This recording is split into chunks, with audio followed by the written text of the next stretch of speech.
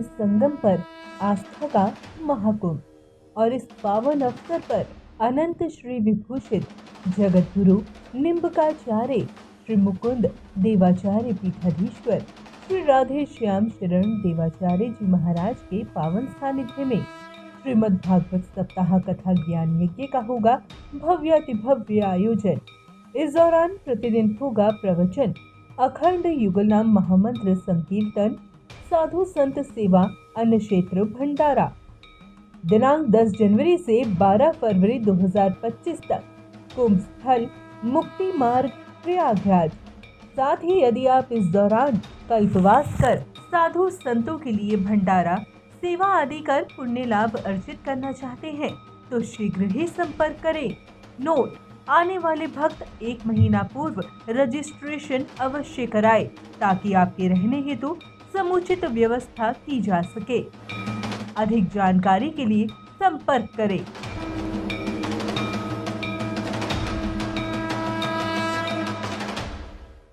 आपका भगवान, हम तो लीला जगत में थे, हृदय से लगा लिया।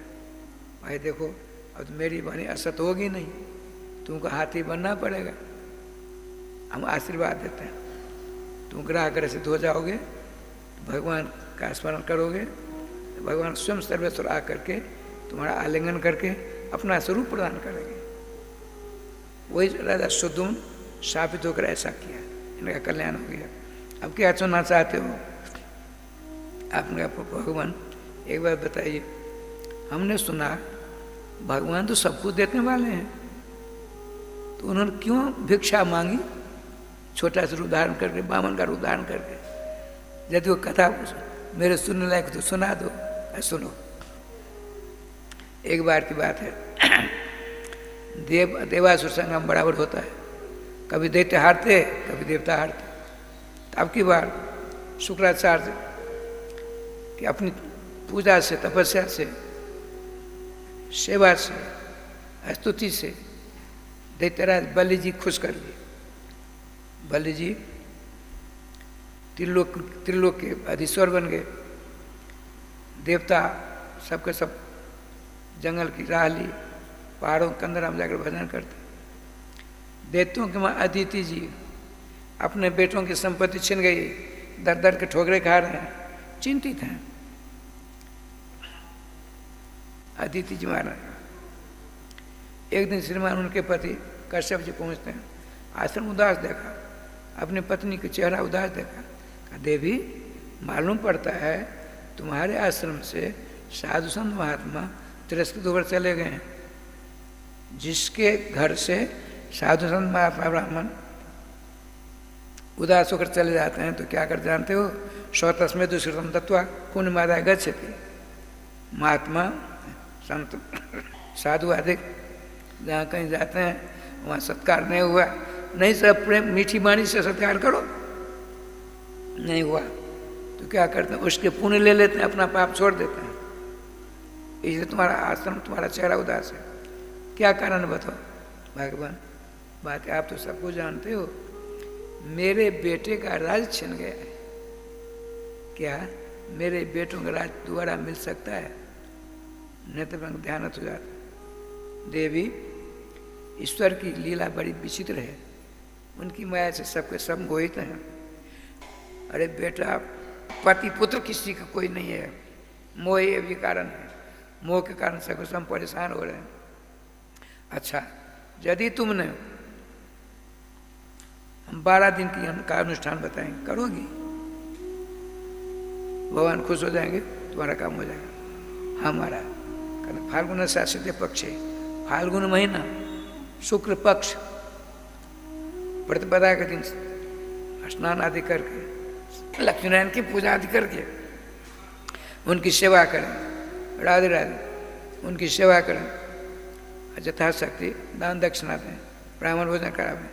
तो प्रतिपदा, द्वितीय, तृतीय, चतुर्थी, पंचमी, षष्ठी, अष्टमी, नवमी, दशमी, एकादशी भगवान की आराधना करें। द्वादशी दिन अनुष्ठान करके यथाशक्ति दान दक्षिणा देकर ब्राह्मण करावे, आश्रम प्रसाद सेवन करें। करोगी? करूँगी। किया? द्वादशी की रात में स्वप्न में भगवान आते हैं, चतुर्भुजी भगवान विष्णु आ गए। देवी क्या चाहिए? भगवान मेरे बेटों का राज छिन गया है, कृपया उनको राज मिलना चाहिए कि नहीं मिलना चाहिए? मिलना चाहिए, लेकिन अभी मैं सर्वोपाय विदुषर होने के बावजूद, विष्णु होने के बावजूद भी जिसने अपने गुरु को अपनी सेवा से खुश कर लिया है, उससे मैं भी युद्ध नहीं कर सकता।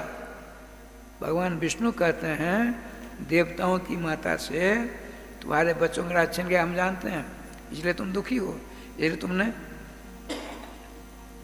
व्रत किया है।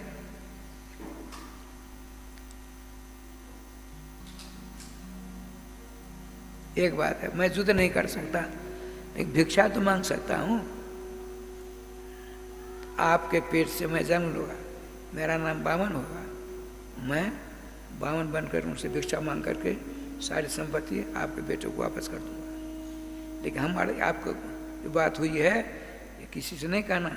न परस में आख्या पुरुषा प्रदर्शन, बार बार पूछने पर भी सुंदर स्वप्न की बात किसी को नहीं कहनी चाहिए।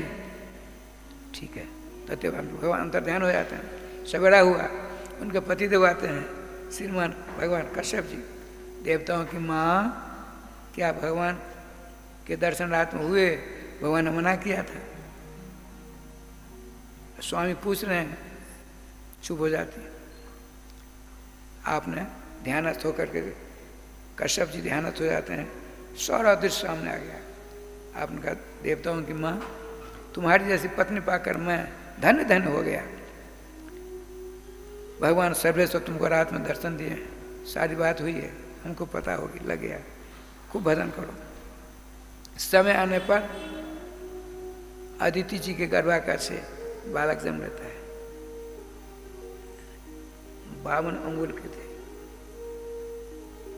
उनका नाम रखा वामन। भगवान ब्रह्मा जी आते हैं, देखते ही देखते बहुत सुंदर, पृथ्वी ने खड़ाऊ दी, आकाश ने छत्र दिया, सप्तर्षियों ने कुशा दिया, ब्रह्मा जी ने कमंडल दिया जल भरा हुआ,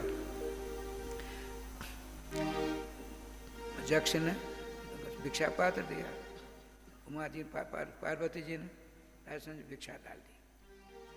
हाथ कमंडल लेके चलो है आज छलिया छलवे को, हाथ कमंडल लेके चलो है आज छलिया छलवे को, छलिया छलवे को, हाँ भैया छलिया छलवे को, छलिया छलवे को, हाँ भैया छलिया छलवे को।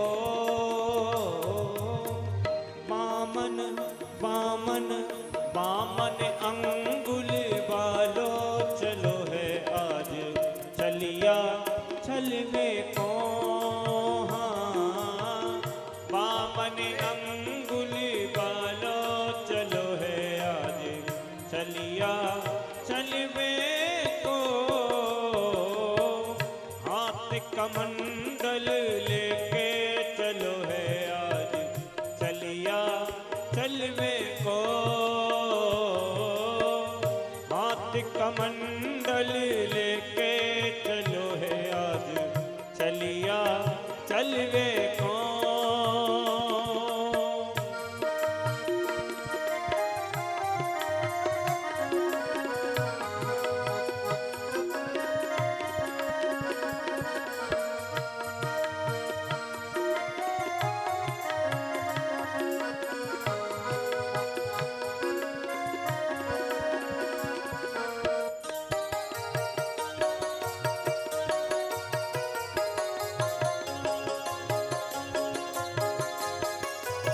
हरि बोल।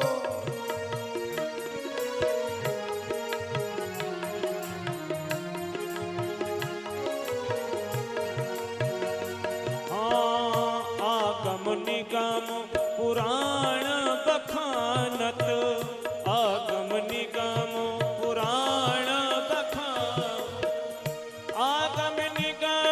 पुराण बखानत आगम निगम पुराण बखानत आगम निगम पुराण बखानत आगम निगम पुराण बखानत राधा राधा राधा चरण उपासी चलो है आज चलिया चलवे को वृंदावन बिहारी लाल की जय जय श्री राम जय श्री राधे। सुंदर समय सुमुहूर्त आया। श्रीमती अदिति जी के गर्भाकाश से नीलमणि पुराण पुरुषोत्तम सर्वेश्वर श्याम सुंदर वामन के रूप में अवतरित हो जाते हैं और सबों ने सब कुछ दिया। ब्रह्मचार्य का रूप धारण कर, खड़ाऊ पान कर, भिक्षा पात्र लेकर, कमंडल हाथ में जल भरा हुआ है, कुछ हाथ में इन सबों का काम पड़ेगा। आपने पूछा वर्तमान में सबसे बड़े दानी कौन है? तो पता लगा त्रिलोक विजयी राजराजेश्वर दैत्य सम्राट श्रीमान बलि जी महाराज। भगवान चले नर्मदा नदी के दक्षिण भाग से चलते हैं और नर्मदा नदी पार कर कहेंगे तब जगमंडप पर पहुँचेंगे। नर्मदा नदी में पानी भरा हुआ था। ठाकुर जी का विधान देखिए, भगवान ने सोचा मैं तो छोटा हूँ, तैर सकता नहीं, कैसे जाऊँ। इतने ब्राह्मण देवता आए, नोटी पहनी, धोती की पगड़ी बांधी, पानी में प्रवेश कर तैर कर जाना चाहा, खूब दान दक्षिणा लेकर आ जाऊँगा। भगवान ने कहा ब्राह्मण देव कहाँ जाओगे? राजा बलि के। क्यों? दान लेने के लिए। हमको नहीं ले चलेंगे? नजदीक आ गए, बड़ा सुंदर स्वरूप देखा बावन जी का, कभी जीवन में देखा नहीं था। सोचा इसको ले जाऊंगा, बहुत बड़ा दान मिलेगा, इसको सबों से ज़्यादा मिलेगा, तो क्यों नहीं अभी तवार्धम कर लूँ। देखो ब्रह्मचारी, तुमको जितना दान मिलेगा आधा हमको दे दोगे? अरे भाई वहाँ पहुँचेंगे तब क्या मिलेगा? पहले शर्त हो जाए पूरी, दे दो आधा, आधा सब दे, तुम ही ले लेना सब। भगवान का आधा ने सब दे देना, हमको पहुँचा दो। भगवान को उन्होंने कंधा पर बिठाया, बड़े आनंद से। छतरी एक हाथ में कमंडल है, आनंद सा जा रहे, बीच धार में तैरते हुए ले जा रहे हैं ब्राह्मण देवता। उनके चरणारविंद का निचला भाग दिखाई दिया। अरे राम राम, तो श्री कृष्ण के पद चिन्ह के सारे पद चिन्ह दिख रहे हैं। ब्रह्मचारी सहित सच बता, तू कौन है? नीचे पटक दूंगा पानी में, तुमको तैरना भी नहीं आता है, मैं तैर कर चला जाऊंगा। तू सच सत्य कौन है? भगवान तो असत बोलते नहीं। तुरंत वहाँ टापी मध्य नर्मदा नदी के मध्य बीच में टापू हो गया, और वहीं भगवान अपना रूप दर्शन देते। चरणों में गिरे ब्राह्मण थे, भगवान आप लीला के परस्वन आप जानते। तुरंत भगवान ने विमान बनाया, विमान ब्राह्मण देव बिठा करके अपने नित्य हम भेज दिया। वहाँ पहुँचते हैं, राधे श्याम जी साक्षात समस्त ब्रह्मचारियों की तपस्या, साक्षात तपस्या मूर्तिमान ब्रह्मचारी वाहन बनकर आ रहे हैं। पहुँचते हैं, बलि जी महाराज दंडवत प्रणाम, स्वागत सत्कार को ले जाते हैं। आपने ब्राह्मण देव, मैं समझता हूँ आपने 25 वर्ष की अवस्था व्यतीत की है, उसके बाद स्वतंत्र होता है ब्रह्मचारी, गृहस्थ धर्म स्वीकार कर लिया, वानप्रस्थ स्वीकार कर। लेकिन हम सोचते हैं आप मेरे आए कुछ मांगने के लिए, हमारे यहाँ मांगने के लिए कोई आता है क्या चाहिए?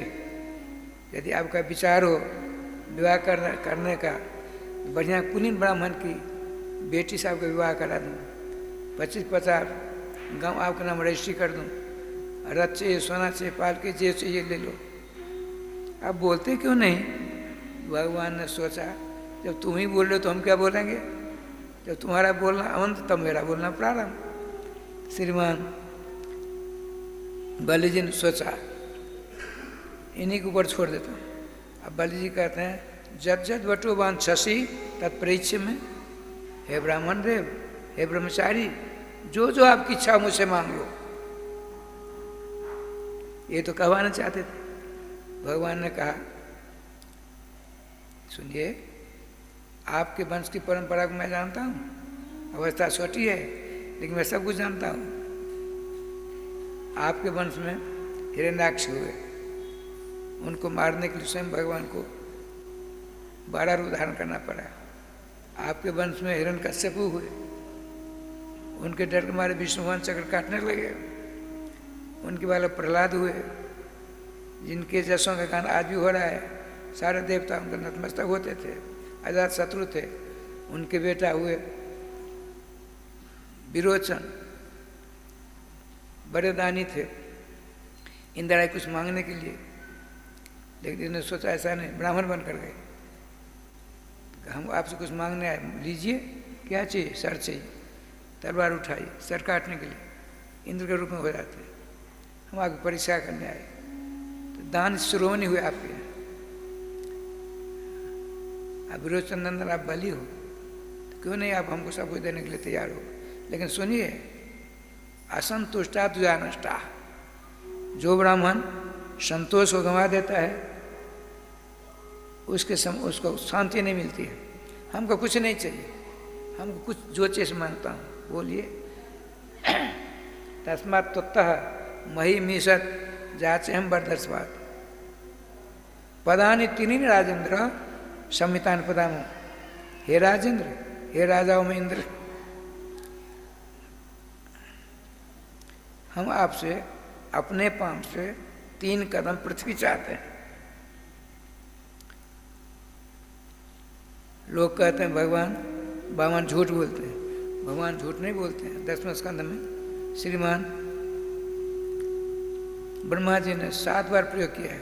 सत्यव्रतम सत्य परम त्रिसत्यम, सत्य जोनि निहितम च सत्य, सत्य सत्य अमृत सत्य नित्यम, सत्यात्मकम त्वम शरण प्रपन्ना।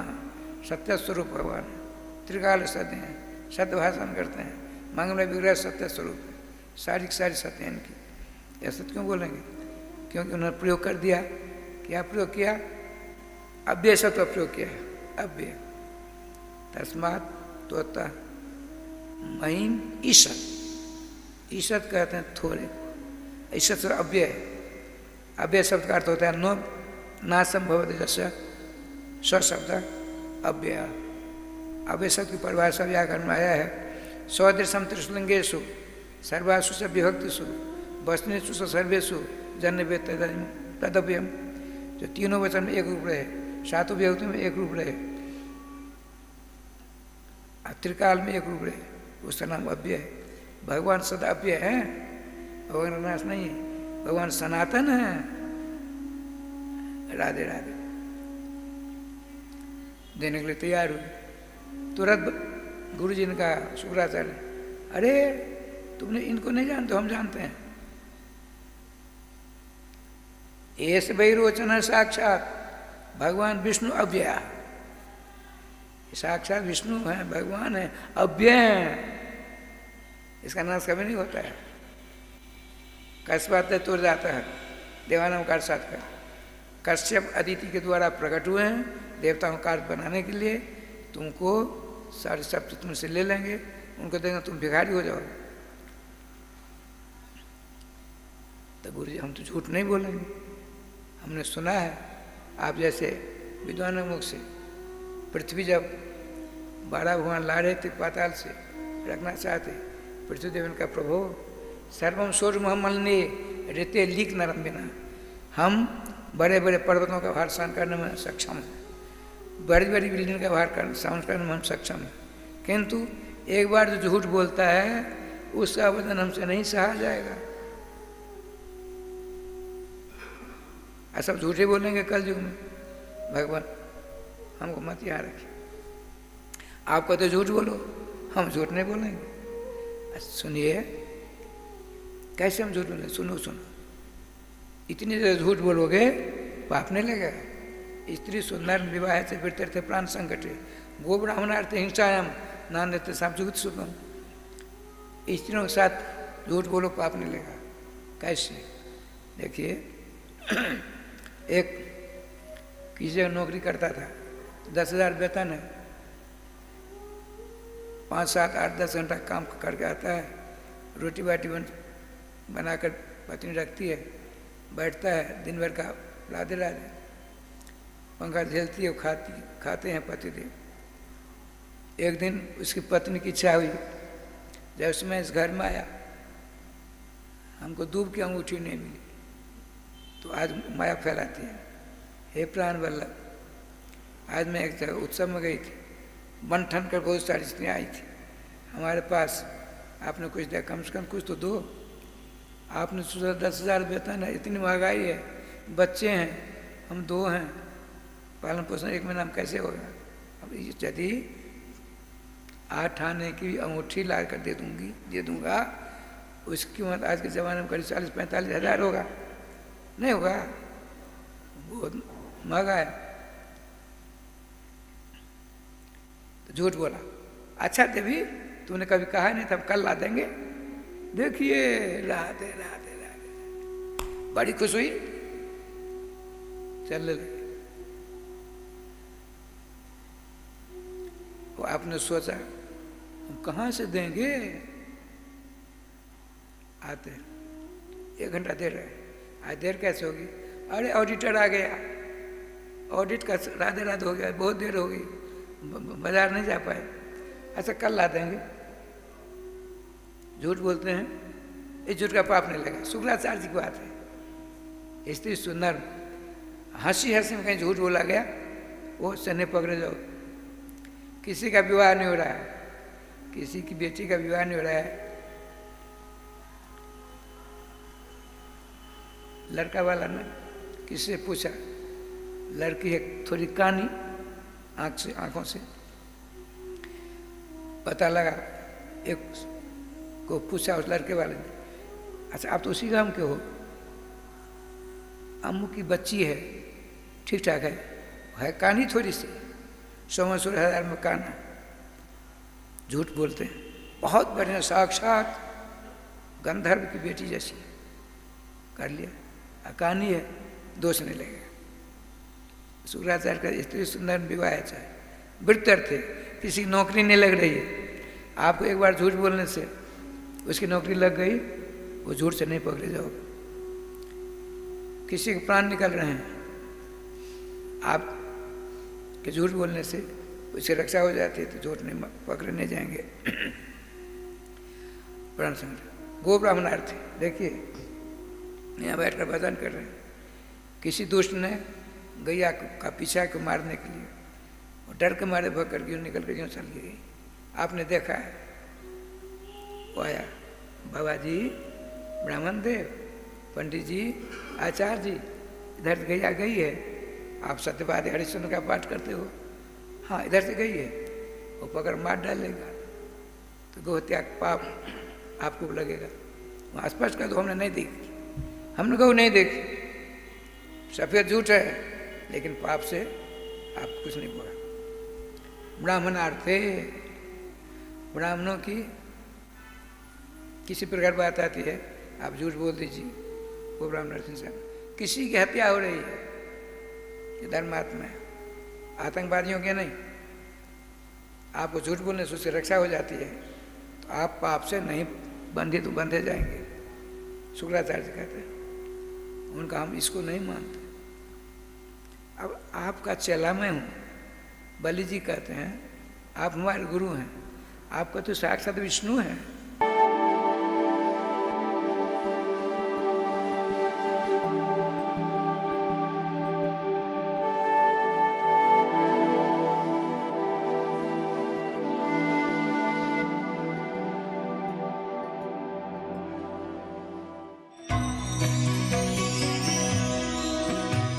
परम पावन श्री वृंदावन धाम की भूमि पर परम पूज्य सदगुरुदेव भगवान द्वाराचार्य जगत गुरु निम्बारकाचार्य श्री मुकुंद देवाचार्य पीठाधीश्वर श्री राधेश्याम शरण देवाचार्य जी महाराज के मार्गदर्शन में विश्व प्रसिद्ध भगवान श्री कृष्ण की नगरी श्री धाम वृंदावन परिक्रमा मार्ग मिथिला कुंज आश्रम में निरंतर 24 घंटे अखंड श्री युगल नाम महामंत्र संकीर्तन 30 वर्षों से चल रहा है और अखंड अहर्निश 24 घंटे सदा श्री धाम वृंदावन में मिथिला कुंज में चलता रहेगा। आज विश्व भर में अनेकों मंदिर हैं, किंतु भागवत का कोई मंदिर नहीं है। तब हमारे पूज्य गुरुदेव के भजन संकल्प से ये भाव जागा कि श्री धाम वृंदावन में एक अलौकिक भागवत मंदिर बने, जिसमें वृंदावन आने वाले सभी भक्तगण एक साथ संपूर्ण भागवत श्लोक का दर्शन कर सकें। सदगुरुदेव के इस भाव को साक्षात करने के लिए विश्व में प्रथम बार श्री धाम वृंदावन मिथिला कुंज आश्रम में श्रीमद् भागवत महापुराण के 18,000 श्लोक शिलालेख लिखित भव्य दिव्य श्रीमद् भागवत महापुराण मंदिर बनने जा रहा है। आप सब भी इस दिव्य भागवत मंदिर में अपना तन मन धन से सहयोग कर श्री धाम वृंदावन में अक्षय पुण्य प्राप्त करें। एक श्लोक शिलालेख की सेवा राशि मात्र 5100 रुपए है, जिसमें आपके नाम से एक श्लोक शिलालेख पर लिखा जाएगा। इसी प्रकार से आप 2 श्लोक की दान राशि 11,000 रुपए, 5 श्लोक की दान राशि 25,000 रुपए, 11 श्लोक की दान राशि 51,000 रुपए और 21 श्लोक की राशि है 1,01,000 रुपए देकर अनंत पुण्य के भागी बन सकते हैं। कहा गया है कलयुग केवल नाम आधारा। हम सब भी श्री धाम वृंदावन में अपने नाम से या अपने पूर्वजों के नाम से या घर में समस्त विघ्न बाधाओं को दूर करने के लिए श्री धाम वृंदावन में अखंड संकीर्तन कराने का अलौकिक पुण्य प्राप्त कर सकते हैं। साथ ही आपके द्वारा प्रदान किया गया सेवा राशि से हरि नाम संकीर्तन के साथ साथ संतों का भोजन एवं गौ माता के लिए गौग्रास समर्पित किया जाएगा।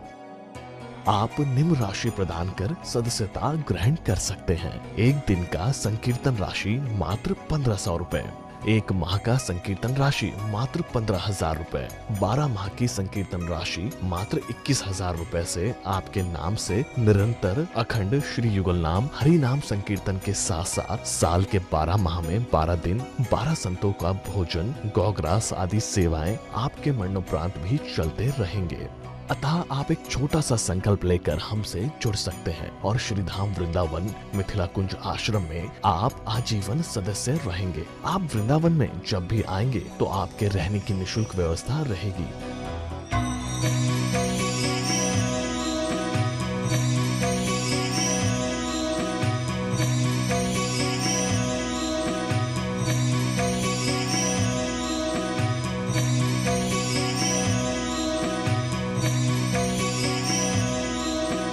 ये संस्था 80G के अंतर्गत कर मुक्त है, जिसके द्वारा आप अपने दान पर टैक्स की छूट प्राप्त कर सकते हैं।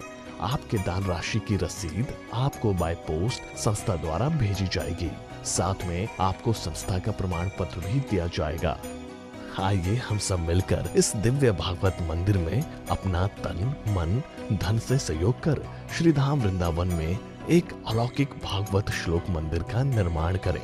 अधिक जानकारी के लिए संपर्क करें और मिथिला कुंज आश्रम से जुड़ने के लिए फेसबुक, यूट्यूब और इंस्टाग्राम मिथिला कुंज ऑफिशियल पेज को फॉलो करें।